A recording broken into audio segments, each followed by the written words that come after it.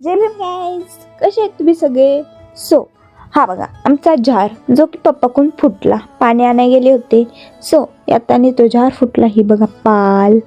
आणि दुपारी अभ्यास करत बसले, कारण माझं जिओग्राफीचं खूप सारं काम पेंडिंग होतं आणि 2 दिवस आजारी होते, त्यात काहीच अभ्यास केला नाही. म्हणलं आज दिवसभर अभ्यासच करते. आणि मी ठरवलं होतं जोपर्यंत जिओग्राफीचं कंप्लीट नाही होणार तोपर्यंत काहीच काम करणार नाही.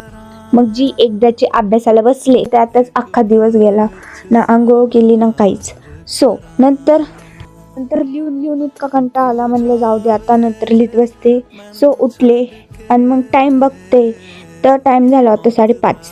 म्हणलं आता आंघोळ वगैरे करून घेते. आंघोळ वगैरे केली. परत मम्मी माझी बहीण वरी गेल्या होत्या बेबीकड. मी म्हणलं आता घरच आवरून घेते. सगळा सोफा वगैरे नीट केला, घर वगैरे झाडलं आणि सगळं काम आवरून झाल्यावर मस्त कॉफी बनवली आणि कॉफी पीत बसले. कारण की एवढ्या दिवस आजारी होते तर काहीच खायला पण जात नव्हतं. आणि नंतर रात्री आम्ही माझ्या बहिणीचे फोटो बघत बसलो होतो, बौद्धगयाचे. मग तिचे फोटो बघितले आणि नंतर जेवण वगैरे केलं.